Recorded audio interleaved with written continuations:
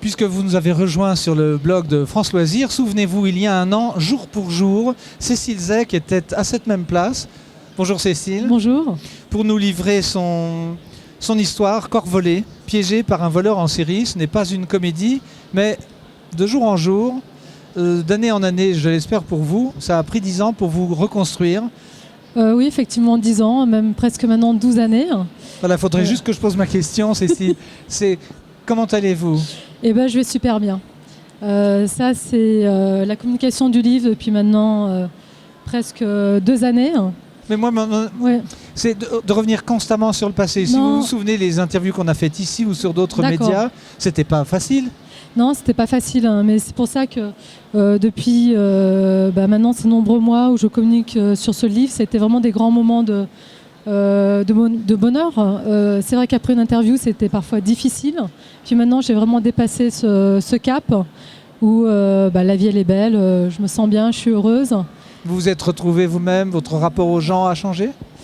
Bon, ça fait longtemps qu'il a changé, mais effectivement, maintenant, je me sens vraiment bien. Je suis dans le bien-être et ça, c'est important d'arriver à dépasser les moments qui étaient difficiles.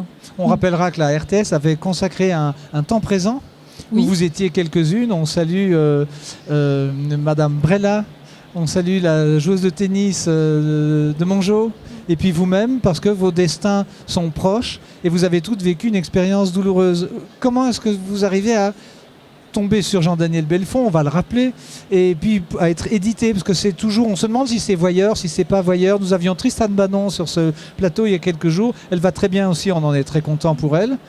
Vous n'avez pas été agité par la tourmente médiatique, mais par la vôtre de tourmente. La tourmente, il faut se rappeler que les faits remontent maintenant plus de 12 années. Donc il y a beaucoup de choses qui se sont passées, la reconstruction est faite et c'est ça qui est important. Après, maintenant, le livre est un outil, un moyen pour parler de ce sujet qui est complètement tabou. L'idée, c'est pas de parler de ce sujet, de culpabiliser la société, les gens, c'est vraiment d'arriver à créer une unité, à arriver à avoir des personnes qui rejoignent mon combat, les choses qui sont en train de se faire. L'envie maintenant, c'est de faire des interventions auprès du public, auprès des jeunes.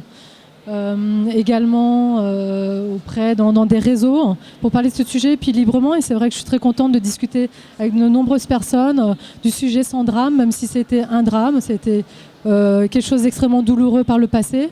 Je peux dire que maintenant c'est plus très grave, donc c'est ça qui est important. Nous vous ferons rencontrer, on essaiera de vous faire rencontrer Stéphanie Y.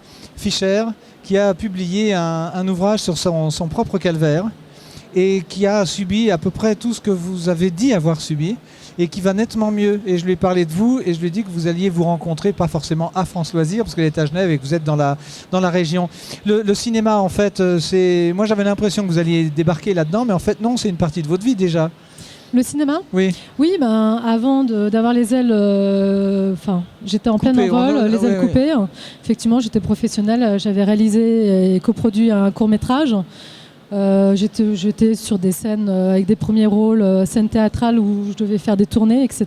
Ça vous aide, ça, actuellement et depuis ? Oui, d'avoir été professionnelle dans le monde de la communication, du théâtre et du cinéma, c'est des expériences magnifiques, d'autant plus que c'était une passion. Alors maintenant, j'ai vraiment le souhait de faire un film, plutôt reportage, parce qu'aucune ex-victime ou victime n'a rencontré les journalistes, n'a rencontré à travers un film les victimes ou les professionnels, et j'aimerais donner ce regard. Donc là, je suis en train de faire en sorte de trouver les moyens pour faire ce film, ce reportage. Alors, dans un an, donc le 3 mai 2016, vous revenez avec on dit plus la bobine, mais c'est mon âge sans doute, la bobine de film sous le bras. En tout cas, avec la cassette, ça ne se dit plus non plus, donc ce sera avec un fichier. Peut-être un DVD alors. Peut-être un DVD, ou bien une petite carte SD avec le fichier. On vous souhaite bonne chance. Vous revenez évidemment chez nous quand vous voulez. Et puis, votre livre s'est vendu un assez bon nombre. On sait que ces thèmes de société sont non pas légion, fort heureusement, mais quand même très lus par notre public. Allez, bonne journée, bonne aventure. Merci Cécile Zec, c'était Corps volé que vous trouvez toujours. Je crois qu'on en a encore quelques-uns en stock. Oui, tout à fait. Merci beaucoup. Bonne journée. Je vous en prie.